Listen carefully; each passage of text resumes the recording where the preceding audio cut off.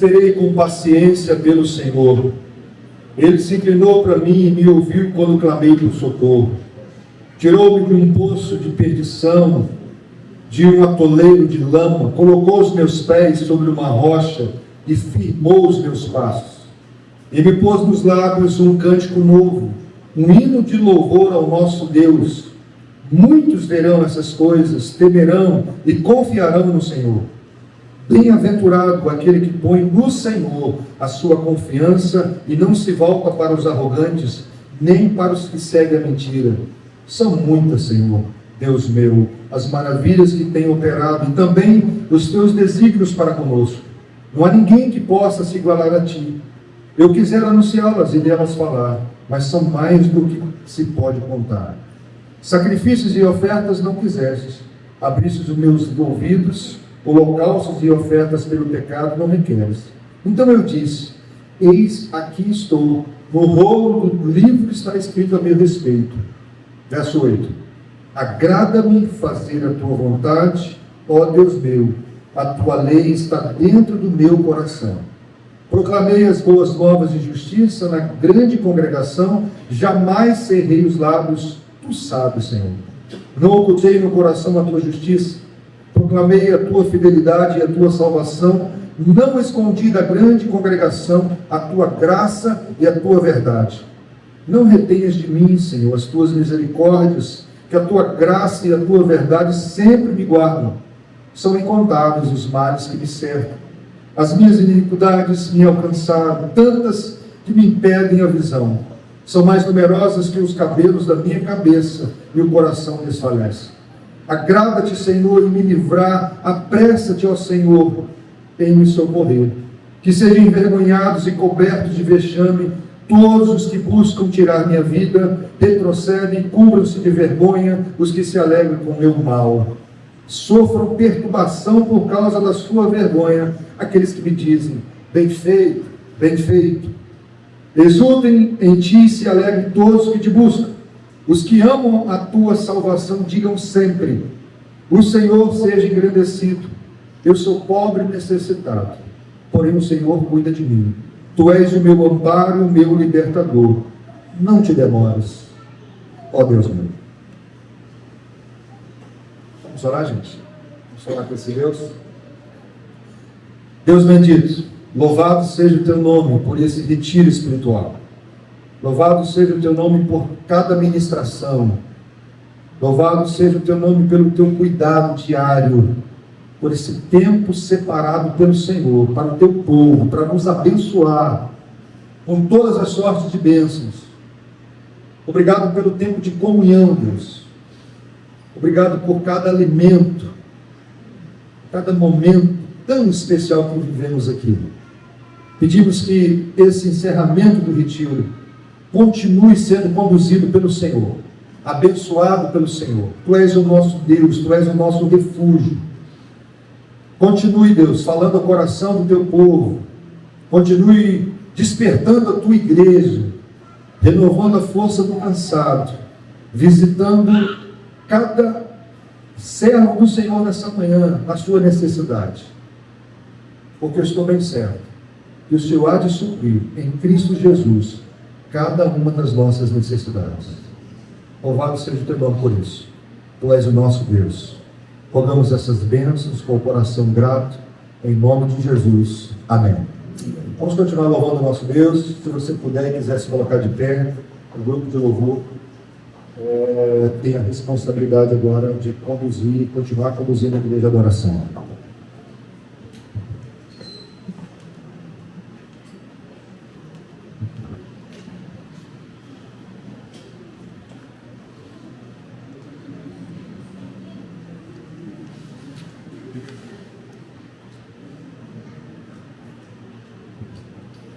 Essa canção nos fala o seguinte, que as muitas gerações rendidas em louvor cantam ao Cordeiro uma canção. Cordeiro é aquele que tem um nome que é mais alto, que é maior, que é sobre todos os nomes. O nome de Cristo é acima de tronos e domínios, governos e poderes. Teu nome é sobre todos. Um dia estaremos todos nós reunidos, cantando uma canção. aquele que é digno. Adora, Senhor.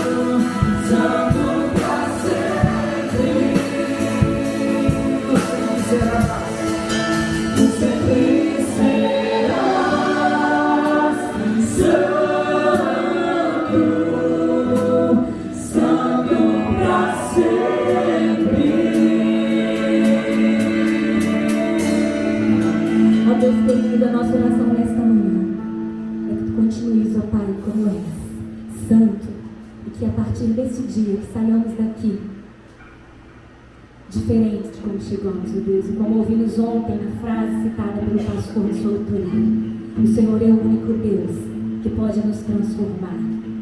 Faça conosco, Deus, a cada manhã, essa viva transformação pela graça, que ela seja suficiente a nós, que tu sejas a nossa alegria, em nome de Cristo, amém. Vamos cantar essa maravilhosa graça.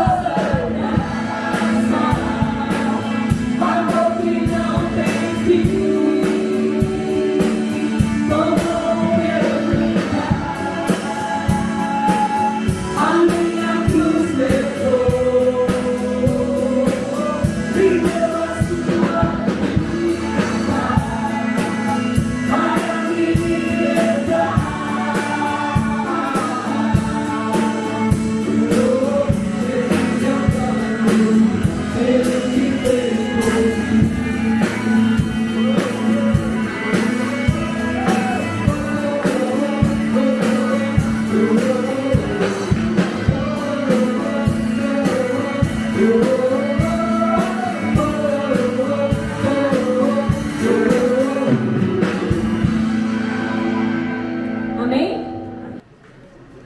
Cadê o dinheiro, gente? Por favor. Assim como no ano passado, gente, nós agradecemos pelos cozinheiros. Hoje eu gostaria de chamar também os cozinheiros, juntamente com as crianças, e nós vamos orar pelas crianças, agradecendo a Deus.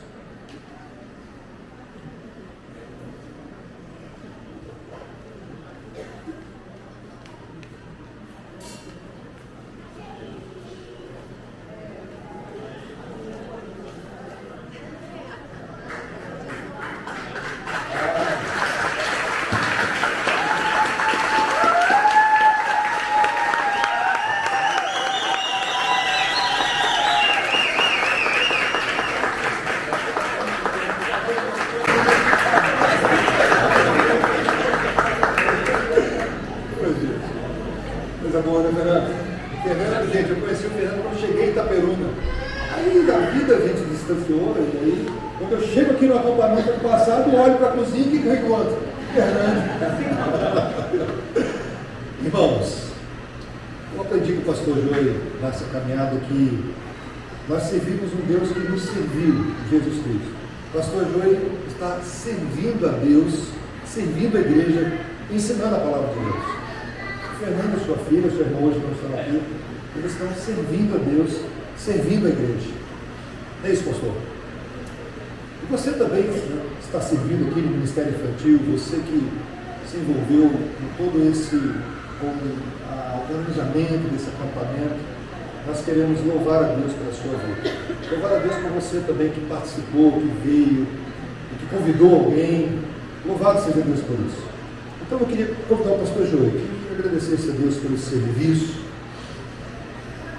Primeiro porque, como ele disse ontem, quando Jesus lavou os pés dos discípulos, se eu não servir vocês com a minha vida, vocês não têm parte comigo. E em resposta ao que Cristo fez por nós, nós servimos o povo de Deus servindo a Deus. Vamos orar. Pai, nós te agradecemos pela rica oportunidade, o privilégio que o Senhor nos deu de poder servir neste acampamento, de poder ser servido também, não somente pelos nossos irmãos, mas por meio deles, servidos pelo Senhor. Abençoe a todos aqueles que se empenharam, dedicaram, que deram mais tempo, menos tempo, mas que se dispuseram a servir nesses dias, para que pudéssemos sim ter momentos de prazer na tua companhia. Abençoe o Fernando, sua família, que o Senhor realmente abençoe o seu trabalho, lhe dê prosperidade, lhe dê sustento, mas que o Senhor mantenha no seu coração a disposição de fazer sempre, para atender da melhor maneira possível, não apenas os homens, mas especialmente a Deus. É o que rogamos, agradecidos pelo Senhor em Cristo Jesus. Amém. Amém.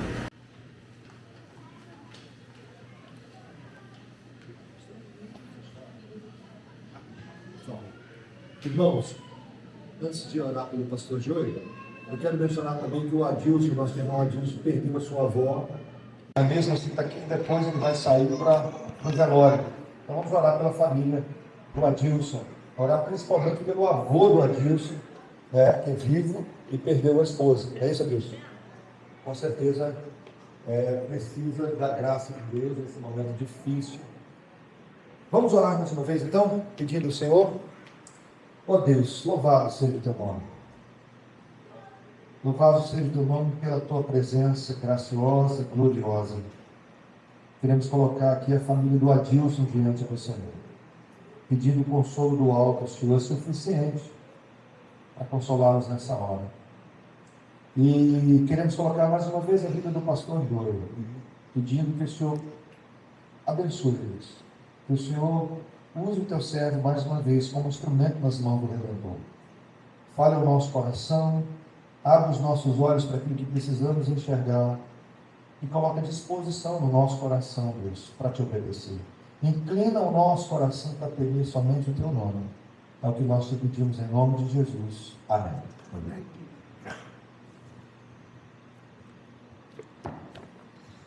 Os irmãos, antes de iniciar aqui a leitura e,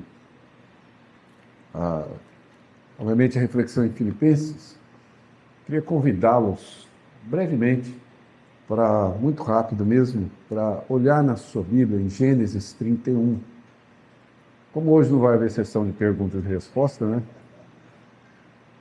Mas, assim, houve uma pergunta razoavelmente recorrente, não a pergunta em si, o fato em si, mas sempre relacionado às decisões que tomamos, às nossas escolhas, às opções que nós assumimos em nossas vidas, e sempre com a preocupação sincera, honesta, de saber se estamos agradando o Senhor. E, como sempre, também pairando uma grande dúvida, porque nós não temos, como no passado, uma revelação audível, visível, dizendo para nós o que fazer. E isso, inclusive, no passado era uma exceção. Quando Paulo teve a visão do varão macedônico, isso é uma exceção, não é a regra. Quando, na realidade, alguns servos de Deus tiveram que tomar uma decisão conduzida por Deus, em que Deus manifestou-se de maneira sobrenatural, lembre-se, mesmo em termos de escritura, é uma decisão, obviamente, uma exceção e não a maneira normal, a maneira comum de se agir. Em Gênesis 31, nós temos um texto razoavelmente interessante que me foi dito num momento difícil, de uma decisão que eu precisava tomar. Não vou entrar em detalhes para não tomar o tempo de vocês, mas, e também não é nenhum segredo, posso falar depois, mas é somente para não tomar o tempo. Mas no capítulo 31 de Gênesis, por favor, a narrativa diz assim: então ouvia Jacó os comentários dos filhos de Labão, que diziam: Jacó se apossou de tudo que era do nosso pai, e do que era de nosso pai juntou ele toda esta riqueza. Jacó, por sua vez, reparou o rosto de Labão. Reparou que o rosto de Labão não lhe era favorável como anteriormente. E disse o Senhor a Jacó: volta para tua casa e para tua parentela. Uma decisão difícil. Jacó, a essa altura, tinha as suas esposas e seus filhos. Embora a esposa escolhida tivesse sido Raquel, por força da tradição, ele teve que realmente assumir, e ele tinha seus filhos. Jacó possuía uma riqueza que estava só aumentando. Eu não sei aonde ele teve aula de genética, mas provavelmente teve, mas ele progredia e estava enriquecendo, exatamente contrário, inclusive, à desonestidade de Labão. E uma decisão é tomada: deixar tudo isso e voltar para encontrar o seu irmão, que ele trazia no coração, provavelmente se vingaria dele. Mas o que eu gostaria que vocês reparassem, que foi uma resposta em si, que eu pude trazer para algumas pessoas, e aqui eu queria compartilhar com todos, é que Deus falou com Jacó. Não sei como, no verso 3, o Senhor disse a Jacó. O texto não diz se houve um sonho, se houve alguma revelação sobrenatural, ou se simplesmente Jacó chegou a essa conclusão induzido pelo Espírito de Deus. Não dá para saber. Porém, nos 2 versos anteriores fica evidente que Deus falou com Jacó por meio das circunstâncias. Ele ouviu um comentário dos filhos de Labão. Ele viu a face de Labão que não lhe era favorável. E então o Senhor lhe disse: volta para a tua casa. Então, estou dizendo isso porque, provavelmente, como eu, você também deve trazer no coração dúvidas sobre decisões e escolhas que tomou ao longo da vida, algumas importantes, outras menos. A gente sempre se pergunta se é isso de fato que Deus gostaria que eu fizesse. Tá? E diria a vocês, para acalmá-los, é que em quase todas essas decisões a gente não vai saber. Deus não vai se revelar sobrenaturalmente, dizendo para nós se deveríamos ter escolhido um caminho ou outro, A ou B, uma decisão para o qual não existe certo ou errado, só existe uma decisão a ser tomada. Mas que vocês, por favor, estejam atentos às circunstâncias pelas quais Deus fala. que nunca é igual para todo mundo. E com isso eu queria dar uma palavra de fato pastoral.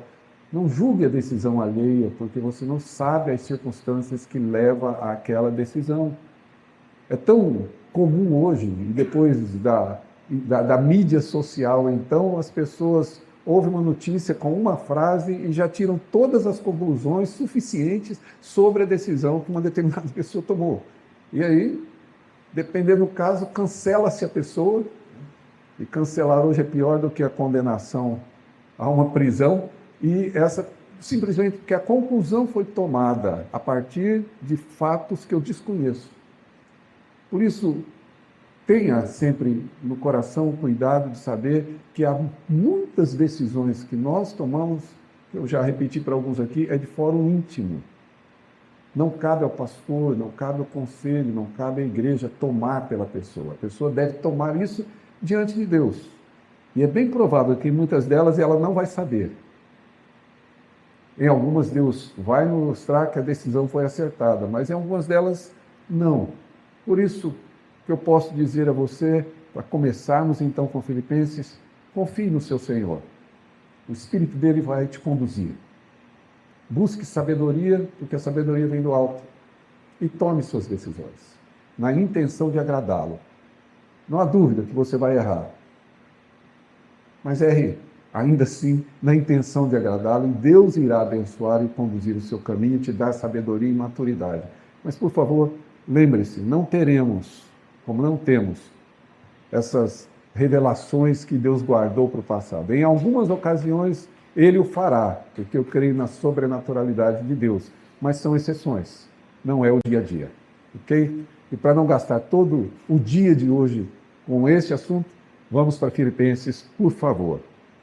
Capítulo de número 4.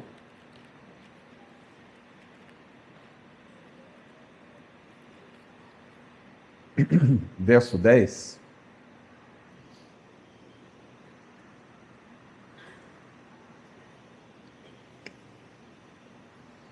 Diz ele: alegrei-me sobremaneira no Senhor, porque agora uma vez mais renovaste a meu favor o vosso cuidado, o qual também já tinhais antes, mas vos faltava oportunidade.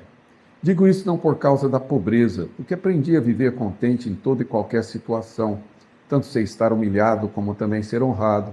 De tudo e em todas as circunstâncias já tenho experiência, tanto de fartura como de fome, assim de abundância como de escassez. Tudo posso naquele que me fortalece. Todavia, fizeste bem, associando-vos na minha tribulação.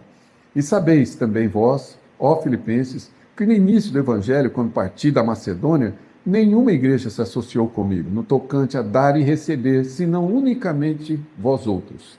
Porque até para Tessalônica mandaste não somente uma vez, mas duas, o bastante para as minhas necessidades. Não que eu procure o donativo, mas o que realmente me interessa é o fruto que aumente o vosso crédito. Recebi tudo, tenho abundância, estou suprido desde que Epafrodito me passou às mãos o que veio da vossa parte, como aroma suave, como sacrifício aceitável e aprazível a Deus. E o meu Deus, segundo a sua riqueza em glória, há de suprir em Cristo cada uma das vossas necessidades. Ora, a nosso Deus e Pai seja a glória pelos séculos dos séculos. Amém. E para completar, saudai cada um dos santos em Cristo Jesus. Os irmãos que se acham comigo vos saúdam, todos os santos os saúdam, especialmente os da casa de César. A graça do Senhor Jesus Cristo seja com o vosso espírito, diz Paulo. Ok? Essa é, digamos, um capítulo à parte. E neste caso em particular, a ênfase de Paulo não está, na verdade, na alegria em si, mas no seu testemunho de que ele aprendeu um segredo, o segredo do contentamento, o segredo de estar contente. Primeiro, lembre-se, isso aqui não é o livro de Poliana, tá bom? Aquela coisa do jogo do contente, absolutamente não. Paulo tem razões para isso, e as razões ele explica quais são, mas basicamente é interessante porque quando ele diz que, na verdade, aprendeu e tem experiência, ele usa uma palavra cuja raiz é exatamente a palavra mysterion, do Novo Testamento. E a ideia de mistério no Novo Testamento não é alguma coisa oculta, mas algo que estava oculto e que foi revelado. Isso fica claro, particularmente, nesse texto de Colossenses. Se quiserem uma definição de mistério sob a perspectiva de Paulo, ele diz em Colossenses 3,4, para compreenderem plenamente o mistério de Deus. E aí, obviamente, o mistério de Deus é Cristo. É isso que ele diz, em quem todos os tesouros da sabedoria que os filósofos gregos buscavam, toda a sofia, bem como, veja bem, do conhecimento, que é traduzido como gnose. Não havia ainda os gnósticos no tempo de Paulo, mas já começava a surgir o que é chamado de pré-gnosticismo, e ele diz que esse conhecimento estão ocultos em Cristo. Cristo é o mistério de Deus. Portanto, Paulo fala de algo que sim, estava oculto e foi revelado, ao dizer, basicamente, como diz a versão internacional, a nova versão internacional, aprendi o segredo de viver contente. Esse é o ponto, digamos, de partida dessas palavras finais de Paulo. É provável que Paulo estivesse fazendo menção às religiões de mistério. Essas religiões de mistério existiram. Aí, claro, o Bruno falou para mim que tem plano de estudar Colossenses com vocês vão poder ver isso com mais clareza. Em Colossenses, o pano de fundo é uma espécie de sincretismo tomado, inclusive pela própria igreja cristã, que tinha uma perspectiva judaica, obviamente, lá isso está óbvio, que trazia elementos da filosofia grega, mas que também introduziu a parte daquilo que é da religião de mistério, e, portanto, trazia consigo essa perspectiva. A religião de mistério entendia que você podia chegar ao pleno conhecimento ou conhecimento dos segredos sagrados do Senhor, tá certo? Talvez João nos dê uma pista bacana, bastante interessante sobre isso, porque João disse que eles conhecem sim os segredos de Satanás, aqueles que ele realmente condena, porque a ideia deles é que você, passando por uma experiência mística, você obviamente alcançava um conhecimento do que é sagrado, dos segredos de Deus, e então você passava por outro patamar, digamos assim, de qualificação espiritual. É meio que uma evolução, é como se você realmente tivesse um upgrade. Agora eu estou num patamar acima, e isso geraria, obviamente, essa perspectiva. Por isso é que Paulo o tempo todo vai dizer, na carta das prisões, Efésios, Filipenses e Colossenses, sempre enfatizar a ideia de pleno e todo conhecimento, toda sabedoria, toda gnose, que é aquele conhecimento que foi resultado da nossa capacidade de compreensão. Tudo isso está oculto em Cristo. Paulo está dizendo, e é todo, não é parte, é absolutamente tudo está lá, porque não é fruto, obviamente, dessa condição humana que a gente conhece. Por isso, Paulo, aqui neste caso em particular, está dizendo aos Filipenses, sim, obrigado por terem mandado as ofertas, mas queria dizer para vocês que vocês não mandassem, eu estaria contente, porque aprendi exatamente qual é o segredo do contentamento, que tem, obviamente, uma relação aqui com a nossa chamada alegria ou felicidade. Então vamos lá, veja bem o que Paulo nos diz nesse verso 10 a 20. Paulo usa 3 verbos aqui. Tá? Se você olhar no seu texto, ele vai dizer no verso de número 11, aprendi a viver contente. No verso 12, tanto sei estar humilhado, e lá embaixo ele diz, já tenho experiência. Esses 3 verbos são verbos que vão descrever uma certa, digamos, resultado. Paulo está falando do que ele aprendeu, o que é muito interessante, porque contentamento não é, na verdade, uma espécie de virtude nata, como também não é um acontecimento, eu não me torno uma pessoa contente porque os fatos me conduzem a isso, tá? Mas contentamento é aprendido, tá? E, obviamente, ensinado. O que para vocês pais é, digamos assim, uma grande responsabilidade, mas é uma boa notícia. Porque o filho pode sim ser ensinado a aprender aqui com vocês a ter o contentamento, a ser uma pessoa realmente que tem esse contentamento. Os verbos são esses. É o verbo saber, que aparece, por exemplo, em João 11:40, é o verbo saber, é aquela questão de eu realmente conhecer, de ouvir a saber. Então ele diz, eu sei, é basicamente nesse sentido. A palavra mistério, como eu falei para vocês, é a experiência, por isso que está relacionado com a religião do mistério, que eles tinham uma experiência mística. Paulo fala, não, eu já tenho a experiência. Eu já, obviamente, sei exatamente em virtude dessa relação, obviamente, que ele tem com Cristo. 2 Coríntios, 1 Coríntios trata disso. E interessante que quando ele diz aprendi, ele usa exatamente esse verbo mantano, que é a raiz, digamos, do substantivo matetel, que diz respeito ao discipulado. Quando Paulo diz eu aprendi, ele está dizendo que sim, ele foi por um processo discipulado a aprender com contentamento. Então ele diz, contentamento vem daí, de algo que eu sei, que eu assimilo esse conhecimento, de uma experiência que eu vivo, obviamente conduzida por Deus, e por um caminho de treinamento que o discipulado vai me dando. Então, eu me torno uma pessoa contente. Eu não sei você, mas é muito bom conviver com pessoas contentes. Quando você encontra uma pessoa contente, tem um amigo meu que, sim, é difícil você ficar mal-humorado do lado dele. Eu desconheço alguém que não goste dele. Porque ele é uma pessoa que, mesmo nas condições mais difíceis, manifesta sempre um certo contentamento, uma alegria natural, na minha opinião, uma alegria cristã. Se eu pudesse usar um exemplo de uma alegria cristã, eu usaria o dele, porque é uma pessoa que o tempo todo, sim, não é uma alegria vazia. Por favor, não entendam diferente, ele não é um piadista, embora goste de fazer pegadinhas, piadas. A minha secretária um dia perguntou para ele, você vai voltar para casa? Ele falou, você me dá um carona? Dou, claro. Quando saíram, começou a andar, onde é que está seu carro? Não estou de carro não, estou de metrô. Você não ia me dar uma carona? Estou dando, vamos junto para lá, ainda vou te pagar um pastel ali embaixo. É mais ou menos a pessoa que gosta, que se diverte, mas não é um piadista, ele é, na verdade, uma pessoa alegre. Isso a gente percebe. Então, Paulo diz que tudo isso é fruto de um aprendizado, certo? Como se fosse realmente um processo em que nós nos tornamos cada vez mais pessoas contentes. E, basicamente, é como ele introduz o assunto.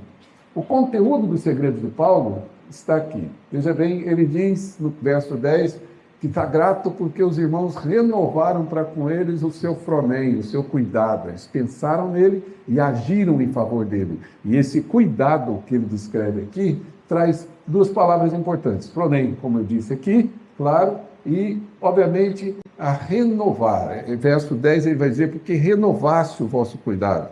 Ou seja, ele traz isso da botânica. É como uma planta que ganha força, que brota, que cresce, e ele diz, estou muito feliz por isso. Tá?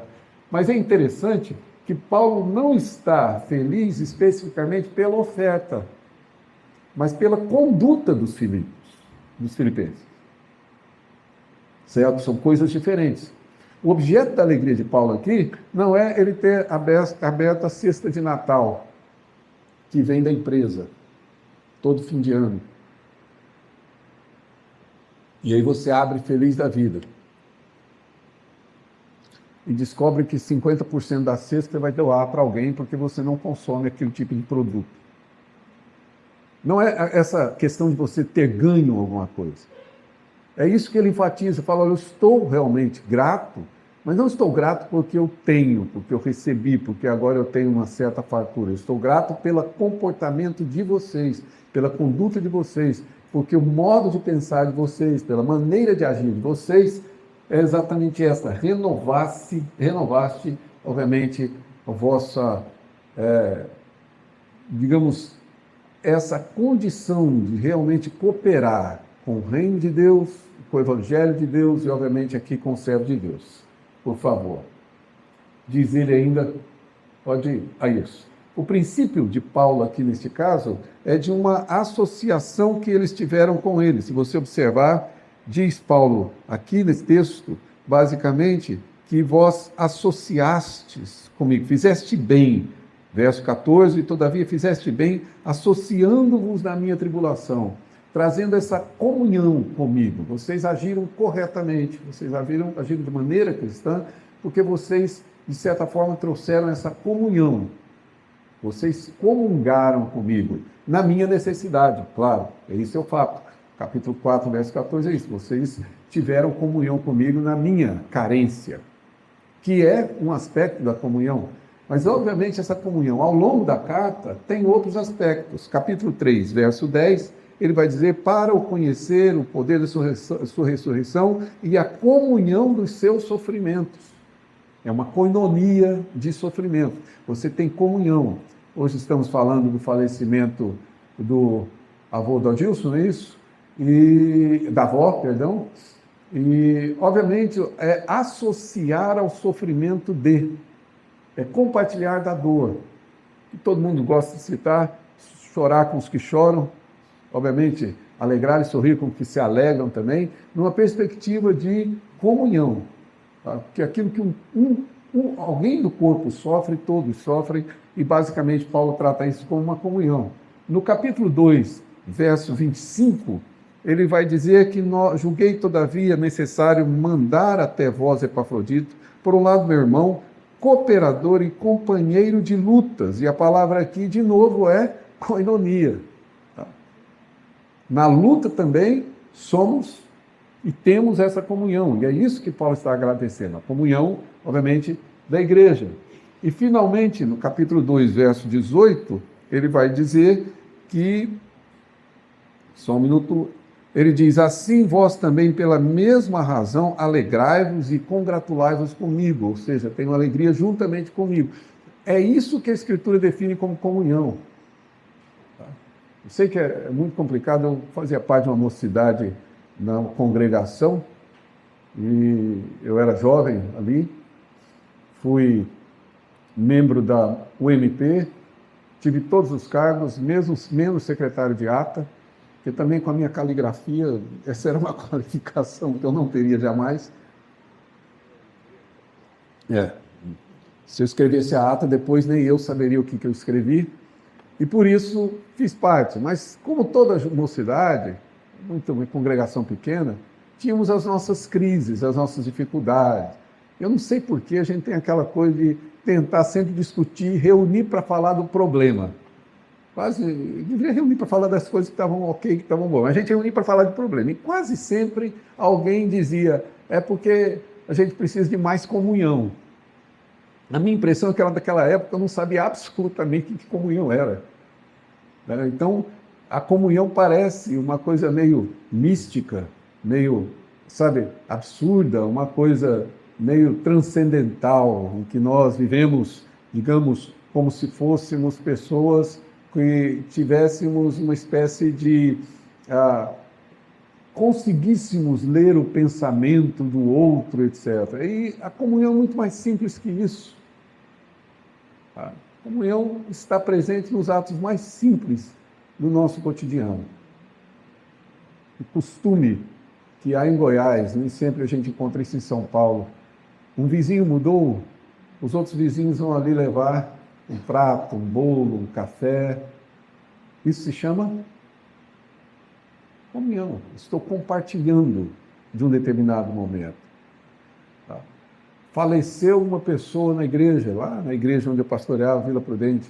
As senhoras da igreja e os homens passaram nas padarias, compraram produtos, chegaram, prepararam café para que a família pudesse ter o seu luto sem se preocupar o que vai servir para as pessoas que chegam ali durante a noite, numa prática que não é muito protestante, mas a gente tem de velório. Mas comunhão é exatamente esse partilhar de detalhes, de pequenas coisas. Comunhão está presente no cumprimento que você faz com um membro da igreja que chega na hora do culto, como a visita que você faz lá no hospital, ao ofício fúnebre que você vai, a participação de um casamento que acontece. A comunhão é exatamente esse convívio, que é, obviamente, compartilhar necessidade, sofrimento, luta e alegria. E Paulo está dizendo: eu sou grato por isso.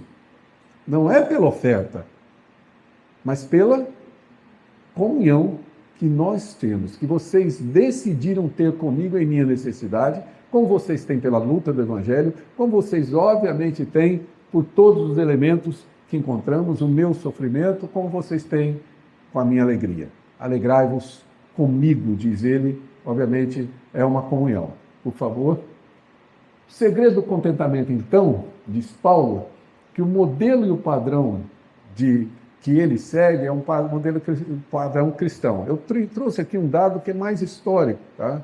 Isso tem em Cícero, como eu citei ontem, isso passa por Platão, por alguns, quando eles definem a amizade. Na perspectiva deles, a amizade tem 3 tipos. Era o pensamento mais comum, talvez, dos gregos sobre a amizade. Ou ela é útil, ou ela é agradável, ou ela é boa. Eu acho que nada mudou depois de séculos. Uma vez eu ouvi um pastor dizer para os meninos lá de casa: quando vocês fizerem amizade, faça amizade com alguém que possa te trazer algum benefício. Eu fui incomodado para casa com isso. Porque eu realmente não entendo se amizade deve ser desenvolvida sob tal perspectiva, sob tal, digamos, objeto. Alguém que traga, que agregue alguma coisa a vocês. Se não agrega, não serve para amigo. Não sei se é o padrão correto, mas se eu não estiver enganado, esse é o padrão de amizade. Eu faço amizade com pessoas que me são úteis. Essas pessoas que são úteis são, obviamente, pessoas que vão me servir, e por isso eu desenvolvo uma amizade. O que, para quem recebe a amizade, já é duvidoso, porque eu não sei se a pessoa realmente gosta de mim ou, na verdade, está apenas interessado no que eu posso, de alguma forma, oferecer. Faça amizade com quem é agradável. E agradável a quem? Porque o critério de ser agradável é o meu critério. E nem sempre eu penso se eu sou, de fato, agradável ao outro, mas o outro tem que me ser agradável, tá certo? Então, já vi que a próxima vez que eu vier aqui com tantas camisas de futebol, para não desagradar, eu vou vir com a do Bangu. Porque, na verdade, é uma questão do que agrada a mim, em si. E, obviamente, aquilo que é bom, aquilo que vai gerar algum tipo de benefício, etc. Paulo, na verdade, retira a ideia do eu e introduz um princípio extremamente importante. Porque vocês, sim, aprenderam, obviamente, aqui o mistério de dar e receber. Exatamente como ele descreve, ou seja, vocês sabem, e desde que eu parti da Macedônia, somente vocês se associaram comigo no tocante a esse relacionamento de dar e receber. Por favor, comunhão implica dar e receber. Vou ser muito honesto com vocês, minha esposa vai concordar, eu tenho uma dificuldade enorme em receber. Dar também, mas é menos dificuldade. Mas em receber, eu me constranjo. Às vezes as pessoas querem, de fato, me agradar. E eu fico constrangido com o tamanho cuidado que me serve. Mas o problema não é, na verdade, o que as pessoas fazem. O problema sou eu, que ainda não desenvolvi exatamente essa perspectiva de dar da mesma forma que eu recebo e receber da mesma maneira que eu dou. Comunhão é exatamente esse processo. Então, se você dá muito, mas não recebe, faça como eu, se esforce por receber. Porque, na verdade, a comunhão só será perfeita se a outra pessoa puder te dar também tanto quanto você recebe. Veja bem, não estou falando em quantidade, não estou falando em valor, não estou falando em absolutamente nada disso. Às vezes atenção, às vezes apenas um mero cuidado, às vezes a mera preocupação com você, mas ela está te dando e você precisa receber o que a pessoa te dá. Tá? E aí eu sempre fico cheio de escusas. Não precisa. Tá bom assim. Ontem, o dia foi me chamar para experimentar a carne. Eu fui lá. Qual foi a minha primeira resposta? Não precisa. Não foi? É exatamente essa característica minha. Não é que eu estava morrendo de vontade, mas por que não? E aí eu fico com dificuldade em receber. E o Fernando, muito gentilmente, tirou a carne, que vai ser servida no almoço de hoje, E me permitiu experimentar antes. Veja que privilégio. E queria saber a minha opinião sobre o tempero. E era simples. Era pegar uma carne, pedaço de carne e comer. Mas eu fiquei, pode confirmar, fiquei constrangido, porque é uma dificuldade natural minha. E eu preciso superar isso. Tá certo? Superar não significa trazer a carne inteira para comer à tarde e faltar para hoje, mas sentir a liberdade de permitir que as pessoas me agradem, de permitir que as pessoas me atendam, de permitir que as pessoas me sirvam, de permitir que as pessoas realmente me tratem dessa forma. E, em recíproca, oferecer o que eu tenho, o que eu possuo. Hoje eu entendo melhor isso. Eu estou aqui oferecendo aos irmãos o conhecimento que Deus me deu. É uma oferta. Tá? Isso é ofertado aos irmãos. Portanto, os irmãos estão recebendo isso de mim. Por que eu teria dificuldade agora de receber aquilo que os irmãos desejam oferecer? Portanto, é essa relação que, diz Paulo, ele está perfeitamente agradecido. Ele aprendeu isso. São coisas que estão sendo aprendidas. Ele aprendeu o que é comunhão, ele aprendeu que deve haver essa recíproca, essa reciprocidade. Tem uma palavra na teologia de Paulo que eu desafio depois vocês lerem suas cartas, e a carta de Paulo, e verificar, até anotar na Bíblia se quiser. Paulo o tempo todo usa uma expressão que para nós é traduzido uns aos outros o tempo todo. É uma frase só, é uma palavra só em grego, é alelome. É uns aos outros. Aí você vai lendo a carta, o tempo todo Paulo diz uns aos outros, que é a ênfase exatamente da Escritura, que é o cristianismo, que é basicamente aquilo que as pessoas precisam ver, precisam enxergar, precisam perceber entre nós. Há um livro de história da igreja, História das Missões, que conta várias, não histórias particulares de missionários, mas como que a missão caminhou. E nesse livro Scott conta que, na realidade, um dos, digamos, não czares, mas um dos líderes de determinada região russa decidiu estabelecer uma religião para o seu povo. E aí ele mandou uma comitiva visitar as outras regiões para identificar uma religião que fosse adequada ao seu povo. E eles desceram, passaram pelo judaísmo, passaram por várias delas. O que tem no livro é a carta encaminhada dessa comitiva para o rei, quando eles estiveram na região ali da Grécia, etc., e finalmente tiveram contato com o cristianismo. Eu não vou lembrar, claro, de memória tudo que está lá, mas eu me lembro que uma das frases que eles dizem é impossível descrever tamanha beleza. Honestamente, é o que os visitantes da Igreja Presbiteriana de Itaperuna deveriam sentir. Quando adentram uma igreja cujos membros aprenderam contentamento, vivem em comunhão e sabem tanto dar quanto receber.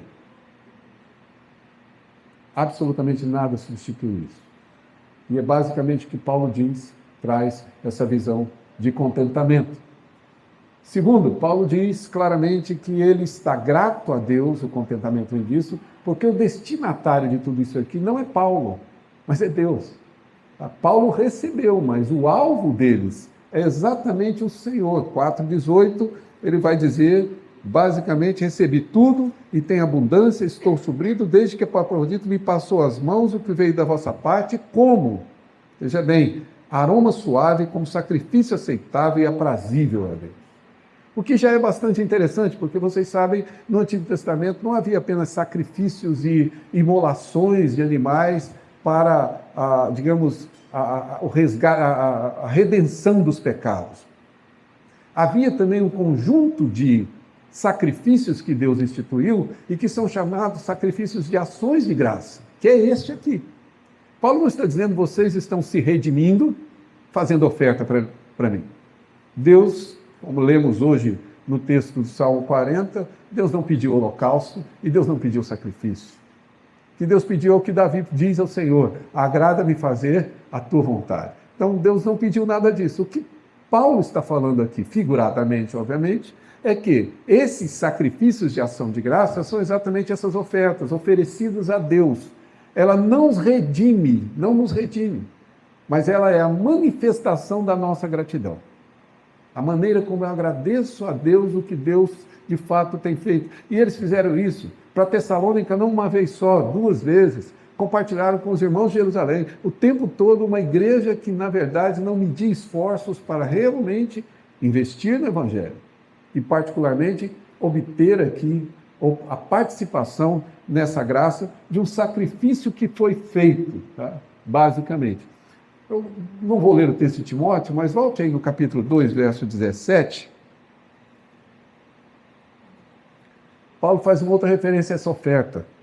Agora, com a figura também. Entretanto, diz ele, mesmo que eu seja oferecido por libação sobre o sacrifício e serviço da vossa fé, alegram. Paulo está se referindo à sua morte. O sacrifício da vossa fé é exatamente essa oferta. E Paulo diz, estou feliz mesmo que eu seja oferecido em libação.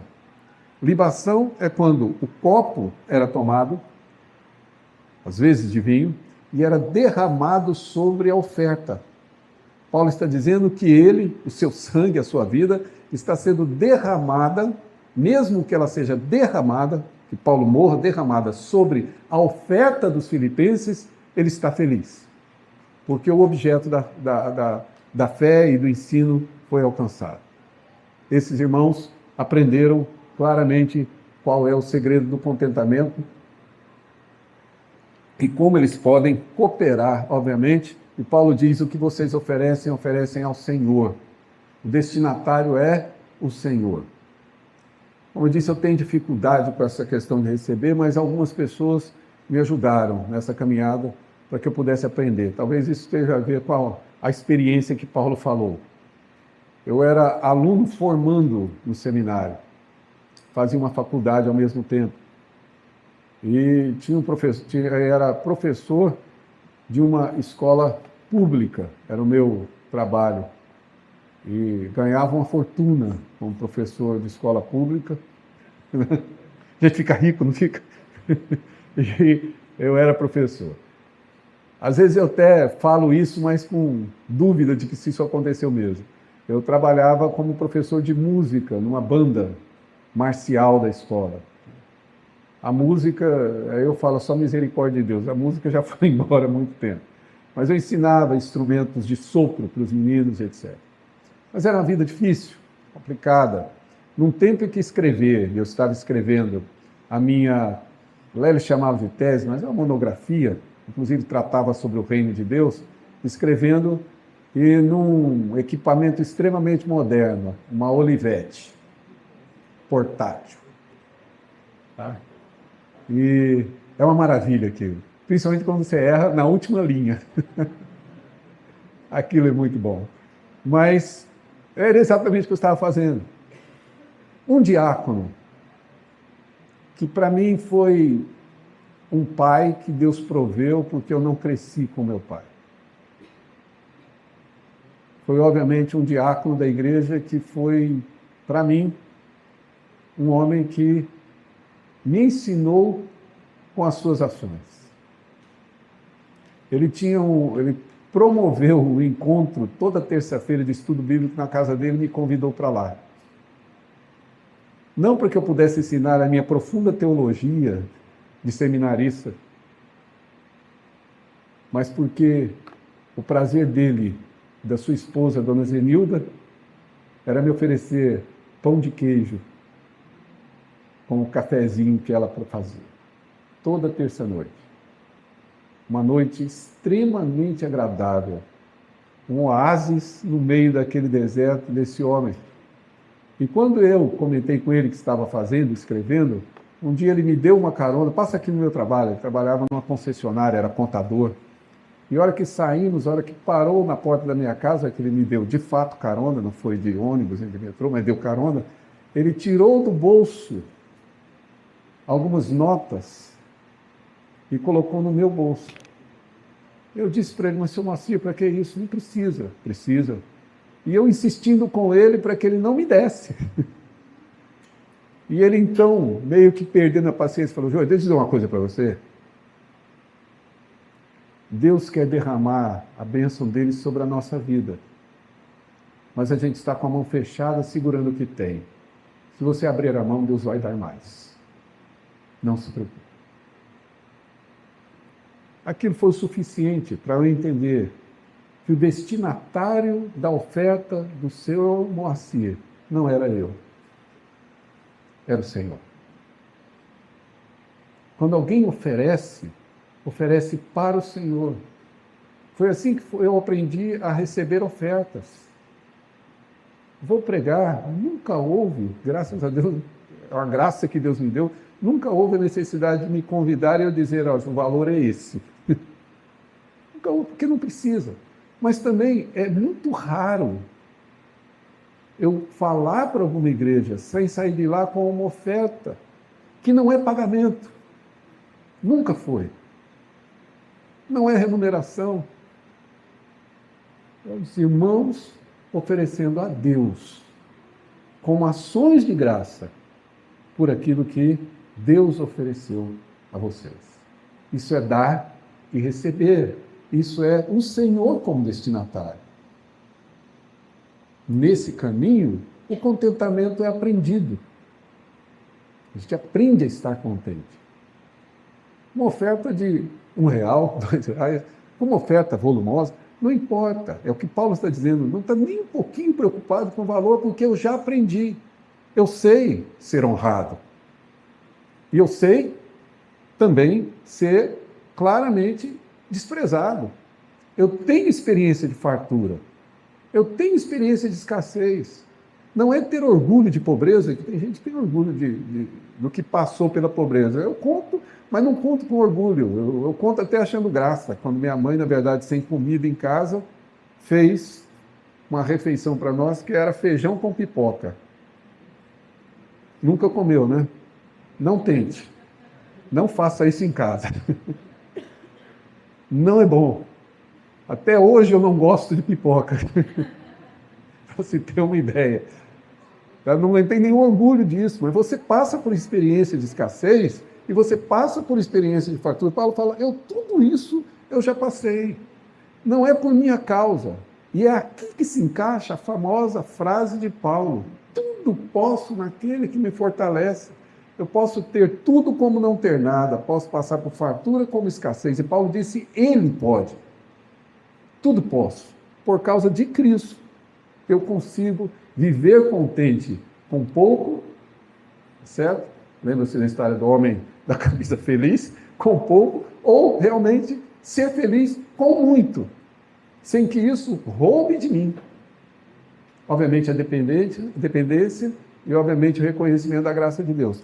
Paulo diz que o contentamento vem exatamente dessa perspectiva óbvia, de que é Deus quem claramente oferece e é o destinatário de tudo aquilo que você recebe. Certo? Então, sinta-se bem à vontade em dar e sinta-se à vontade em receber. E destine tudo o que você dá, e destine tudo o que você recebeu ao Senhor, porque pertence a Ele, porque é a Ele que é destinado. Por favor? Então, qual é o segredo de Paulo?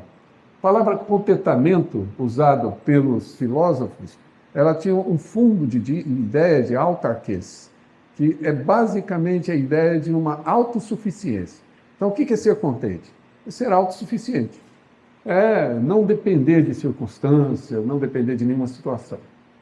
Parece que Paulo está citando a mesma coisa: eu sei estar humilhado, ser honrado, escassez, fartura. Tudo isso parece que ele não depende de circunstâncias. Só que Paulo altera a perspectiva, obviamente, dos filósofos, exatamente no verso que eu citei no capítulo 4, 13, porque Paulo não fala de autossuficiência. Paulo fala de Cristo-suficiência. Ele é suficiente em Cristo. Tudo posso naquele, em Cristo, que me fortalece. Mas não é que eu realmente alcancei uma espécie de autossuficiência. Como eu disse ontem, a autonomia humana não nos leva à humanidade, nos leva à distorção dessa humanidade, exatamente a frase que nós lemos aqui um desses dias, basicamente não é o que Deus, de fato, deseja para nós. Deixa eu tentar abrir um parênteses aqui, talvez, para explicar um pouco isso. Nosso tempo é um tempo em que uma das virtudes que as pessoas julgam ter e devem ter é a chamada independência. Concorda? Eu vejo, às vezes, algumas mulheres dizendo que criam suas filhas para serem independentes. Deus me livre de depender de marido. Tá certo? Tem que ser independente. Os pais, se nasceu um menino, logo cedo dão um chute no traseiro dele para ele se aprumar e tomar conta da vida e ser independente. Tá certo? A meta é essa independência. A meta é você realmente não depender absolutamente de ninguém, de nada, como se isso fosse o segredo da felicidade, da alegria, do contentamento. O princípio cristão é outro. É exatamente o princípio da dependência. Tá? Não vou discorrer aqui sobre o relacionamento conjugal, até comentei com alguns, que acho que foi com a Flávia, que a minha dissertação de mestrado foi o relacionamento conjugal segundo Paulo, em 1 Coríntios 7. Tá?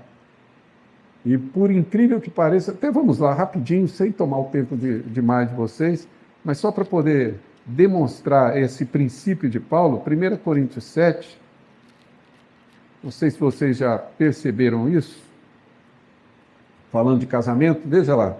Quanto ao que me escrevesse, verso 1, é bom que o homem não toque mulher, não vou tentar exegetizar isso aqui, mas precisa. Mas por causa da impureza, cada um tem a sua própria esposa e cada uma o seu próprio marido. É aqui que a defesa é do monoganismo e não tem espaço para voltar ao Antigo Testamento. Se quiser voltar lá, lembre-se, com adultério a gente apedreja. O marido conceda à esposa o que lhe é devido e a esposa semelhantemente ao seu marido. Não há dúvida que Paulo está falando sobre relacionamento conjugal, relacionamento sexual. Não há dúvida quanto a isso. Tanto que ele fala de não se privar para não ser tentado. Ele diz, a mulher não tem poder sobre o seu próprio corpo, e sim o marido, e também semelhante ao marido não tem poder sobre a mulher, sobre o corpo de não tem poder sobre o seu próprio corpo, e sim a mulher. Por isso não vos priveis. O verso de número 3, o verso número 4, é o que a gente chama de um quiasmo, que é uma poética hebraica. É um quiasmo, onde existe um encadeamento de ideia. Olha de novo o texto. E veja bem, Paulo diz, no verso 3, marido, depois esposa, esposa, depois marido. Se vocês conseguirem pensar isso como uma estrutura, o marido está na parte externa e a esposa na parte interna. Olhe o verso de número 4. A esposa e depois o marido depois a esposa. Ele inverte o quiasmo. Essa inversão é Paulo dizendo que nós somos iguais no casamento. Esse é o ponto de Paulo.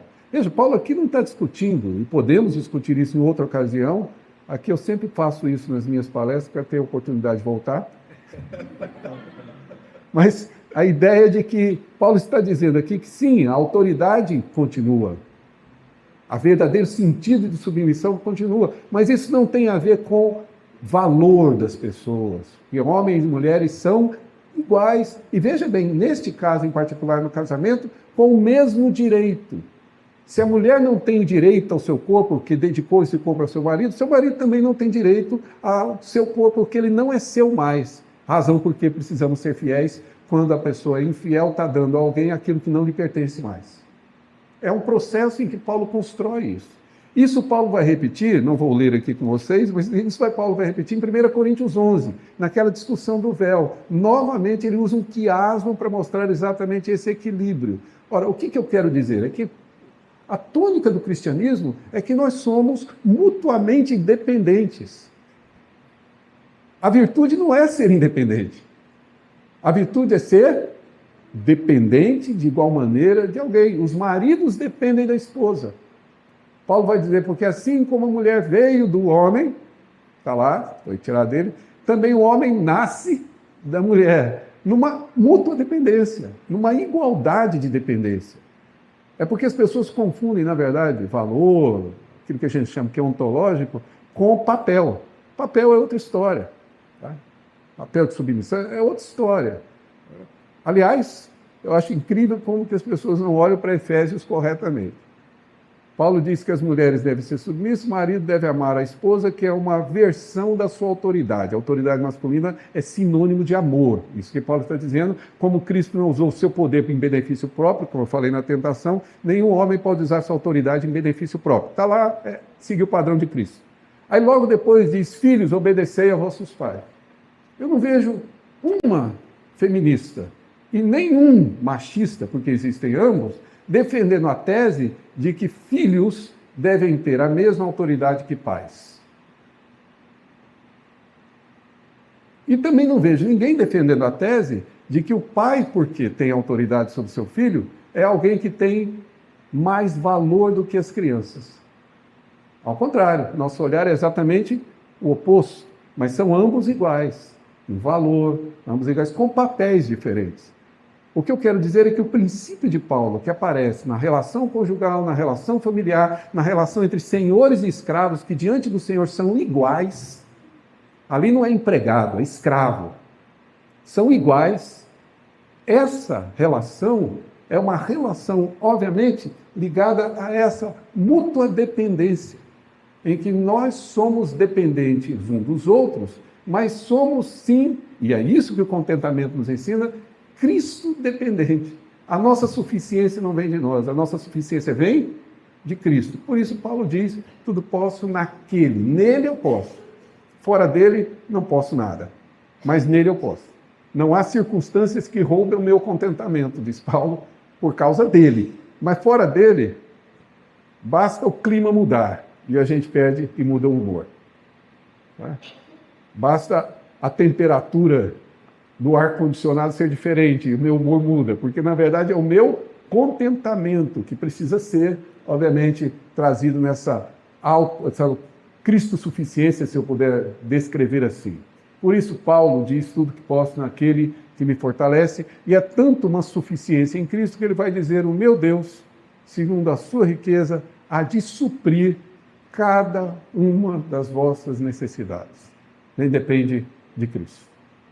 Não depende de nós. A gente pode muito menos do que acha que pode. Emprego, trabalho, esforço, faça tudo isso. Mas em tudo isso dependa de Cristo. Porque é dele que realmente procede toda a eficácia e toda a eficiência de tudo que nós podemos, de fato, promover. E quando fizer, eu gostaria de chamar a atenção de vocês, verso 17, Paulo diz, não que eu procure o donativo, isso não é o que eu quero, mas o que realmente me interessa é o fruto da justiça que ele mencionou de vocês e que aumente o vosso crédito. E você deve estar se perguntando em qual agência esse crédito está depositado. Onde é que Paulo depositou? Onde é que Deus deposita esse crédito?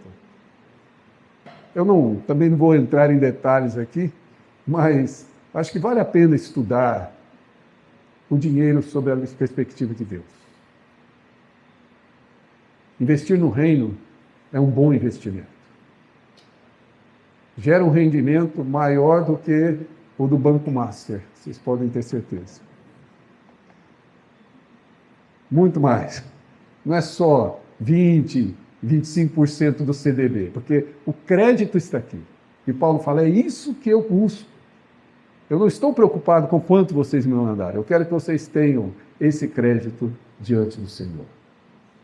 Que não fique esquecido, como diz o autor de Hebreus, do amor que demonstrastes aos santos.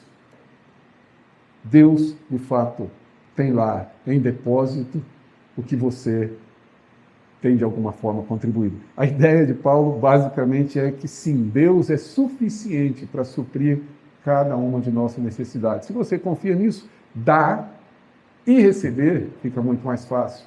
E obviamente estar contente com o que tem, estar contente com o que recebe, estar contente quando se perde, faz parte obviamente desse processo então. Por favor, em resumo, a concluir duas palavras. Primeiro, essa, em síntese, o que Paulo está dizendo é o seguinte: o padrão nosso é Cristo, o viver nosso é Cristo, Jesus é o nosso modelo. Eu gostei muito da ilustração, disse que durante o acampamento todo, as pessoas estavam havendo roda de conversa dizendo que, na verdade, eles estavam praticando a imbecilidade para ser feliz, né? Aqui desde ontem, agora eles não são mais imbecis, eles seguem o modelo de Cristo. Amém. Fico grato por isso. De imbecil basta um, né? Sou eu. Mas a graça de Deus em realmente nos dar esse modelo. Cristo é o nosso padrão. Cristo é o nosso modelo. Se Cristo é o meu modelo, obviamente, a minha maneira de ver, de pensar, de conceber, de agir, de sentir, tudo isso foi alterado. Eu vejo as coisas de uma maneira diferente. Eu enxergo as coisas de forma diferente. Eu tenho um hobby, até alguns hobbies, né? Tá difícil saber quantos, né? Mas eu tenho algum hobby que eu desenvolvi, principalmente depois que eu mudei para essa casa onde eu moro. Eu gosto muito de montar quebra-cabeça. Tem gente que tem ojeriza disso. Aquilo para mim me ajuda a raciocinar, inclusive. E o único problema meu é que em casa não tem uma mesa que cabe o quebra-cabeça de 5.000 peças que eu tenho lá. Uma vez eu estava com ele montando, sei lá eu como é que eu ia montar a parte final dele, e aí precisava da mesa onde eu estava montando, minha esposa desmontou tudo. Já estava quase no fim. Não se preocupe, eu fiquei contente. Não se preocupe. Mas, obviamente, a ideia que eu quero dizer é esse cenário, digamos aqui, tá? De você olhar para essa vida como um quebra-cabeça e ver como essas peças se encaixam de uma maneira perfeita. É o meu modo de ver, é o meu modo de pensar. A vida é vista sob outra perspectiva. A tristeza e a perda se encaixam na alegria. Uma época eu tinha um cargo de direção, não vou dizer os detalhes também, porque isso envolve uma ação razoavelmente injusta, e foi de fato, mas eu tinha um cargo, tinha uma posição, e porque eu me opus à ideia do presidente do conselho, na hora de uma reunião que ia renovar essa diretoria, um foi mantido e todos os demais foram retirados de lá, e eu fui um deles. E, portanto, de um cargo de chefia, eu passei para um cargo subalterno. Confesso para vocês, eu fui para casa aquele dia arrebentado. Primeiro, por ter sofrido uma injustiça. Segundo, por não ter nenhum recurso, aquela sensação de impotência, não sei se você já passou por isso, você não pode fazer nada. Terceiro, uma situação de vergonha, parece que eu fui humilhado, né? E finalmente a pessoa fez o que queria fazer e me tirou de lá, e etc. Isso durou até a primeira reunião em que o novo diretor viajou para participar da reunião, para passar uma semana inteira lá, e eu tive finalmente a oportunidade de passar o aniversário de um dos meus filhos com ele, que sempre acontecia naquela data. E aí caiu a ficha. O que eu recebi de gratificação era ridículo pela responsabilidade que eu trazia.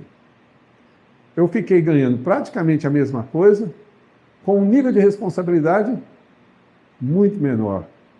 Eu fui para o meu quarto e disse: Senhor, muito obrigado, o Senhor foi muito bom comigo. A tristeza veio acompanhada, encaixada nesse quebra-cabeça, com uma alegria que veio logo depois. O que eu quero dizer é que o nosso modo de pensar alterado faz com que eu veja os fatos de maneira diferente. E vendo de maneira diferente, obviamente, eu vou poder viver com contentamento. Aprendi a viver contente em toda e qualquer situação. Não há situação que roube de mim o contentamento. E é por isso que podemos dizer que em Cristo nós podemos sim ser alegres. Por isso faz sentido o que Paulo disse: alegrai-vos no Senhor. Outra vez vos digo, alegrai-vos nele. E tenho certeza, não há motivo para nós realmente nos arrependermos de uma decisão como essa. Última palavra minha. Basicamente, eu queria ler com vocês alguns textos, 4 textos de Paulo nessa carta. Só para que isso seja o nosso resumo, se você quiser guardar um resumo de tudo que foi feito. Capítulo 1, diz Paulo: porquanto para mim o viver é Cristo e o morrer é lucro. Essa é a primeira frase, a qual nós claramente tratamos dela. Segundo, capítulo 2, verso 5, tem de vós o mesmo sentimento que houve também em Cristo Jesus. Capítulo de número 4, o que aprendeste, recebeste, ouviste e viste em mim, isso praticai, e o Deus da paz estará convosco. Capítulo 4, verso 20, ora, a nosso Deus e Pai, seja a glória pelos séculos dos séculos. Amém. Deus os abençoe. Eu espero ter contribuído com vocês, ter conseguido responder aquilo que vocês buscavam, ter conseguido dar a vocês tudo que vocês me deram nesses dias, nos deram, a mim e a Eliane. Eu espero sim ter dado a vocês uma perspectiva do cristianismo. Pode ter certeza, não existe nada que se iguale ao cristianismo. Nada se iguala a Cristo Jesus. A coisa mais difícil nessa vida é ser cristão. Mas não existe mais nada melhor do que ser exatamente um cristão. Então, viva esse cristianismo com alegria. Que ele não seja um peso em sua vida. Que as suas atribuições, suas cooperações, suas tarefas, inclusive os seus sofrimentos, não lhe seja peso. Sofra com Cristo e alegre-se com Ele. E com certeza todos nós vamos poder voltar a fazer cada vez acampamentos mais alegres na graça dele. Deus os abençoe. Sim. Gostaria de convidar o grupo de louvor para a gente cantar aquele cântico que te agradeço. Vamos, gente. Louvor. Terminando esse crédito tão especial. Hoje eu lembrei. Isso tem falado tanto no nosso coração, né?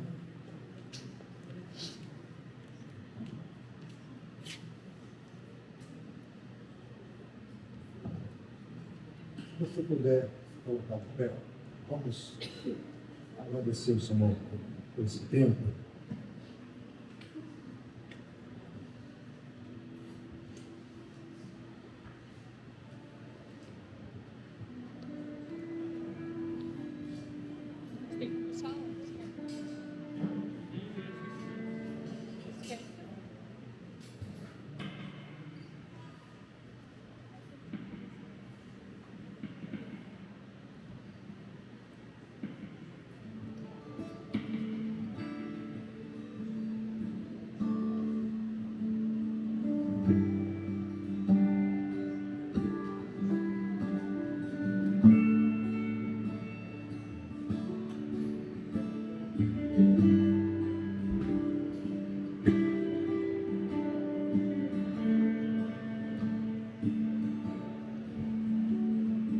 Tudo que tens feito, por tudo que vais fazer, por tuas promessas e tudo que és, quero te agradecer com todo o meu ser.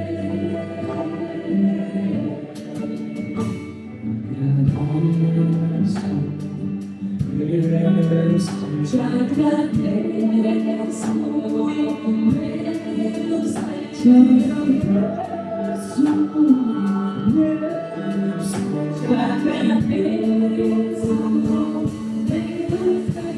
te agradeço por me libertar, por ter morrido em meu Jesus, te agradeço. Eu te agradeço.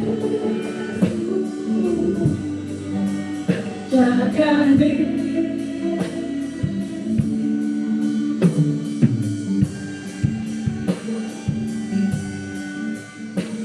Por tudo que tens feito, por tudo que vais fazer, por tuas promessas e tudo que és, eu quero te agradecer por todo o meu ser. Te agradeço. Te agradeço, Deus,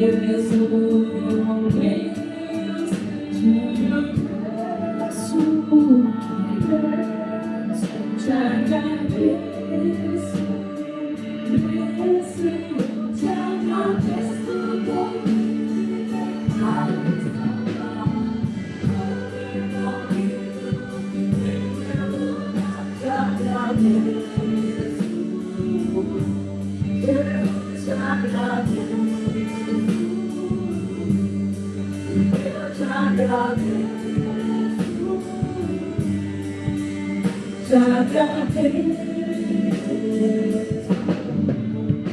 te agradeço por me libertar do escravo.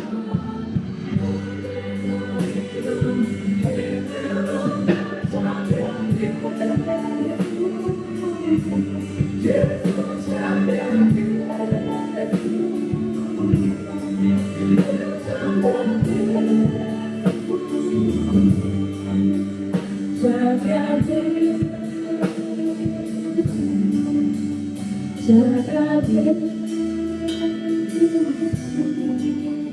Te agradeço.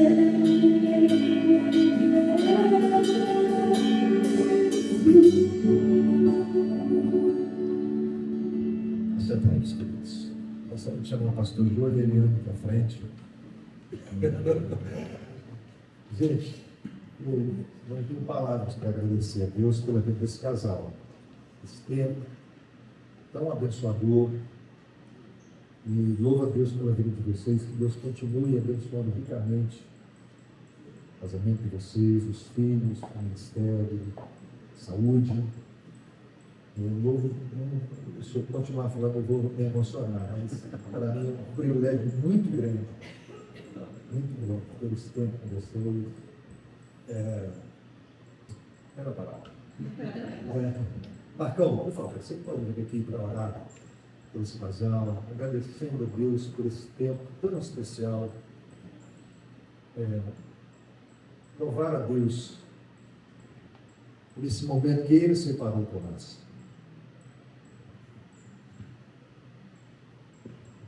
Pai querido, nós te agradecemos porque pela tua bondade em nos conceder esse tempo precioso aqui, ó Pai querido, onde tivemos o privilégio de aprender mais de Ti, Senhor, diante da exposição da Tua palavra. Pai querido, queremos Te agradecer porque o Senhor usou Teu servo, Joê, e sua esposa para estarem conosco aqui, ó Deus, nos presenteando com essa oportunidade, Pai. Te agradecemos te louvamos pela vida deles, desse casal. Pai querido, que o Senhor continue abençoando a Eliane como esposa idônea, Pai querido, dando suporte ao ministério do pastor Joê e abençoando o pastor Joê, Senhor, para que ele possa sempre ter a ousadia, ó Deus, no Espírito Santo de pregar a Tua palavra, de ensinar, Senhor, e de ter essa vontade de Te servir, Pai. Abençoa o seu retorno, que eles possam ir em paz e da Tua proteção, ó Pai querido. E Te agradecemos por esse momento que nós tivemos pelos louvores que aqui foram cantados, Pai querido, e louvores de reconhecimento da Tua grandeza, do teu amor infinito e imensurável para conosco. Ó Pai querido, obrigado por essa oportunidade. É a nossa oração em nome de Jesus, teu Filho amado. Amém. Amém.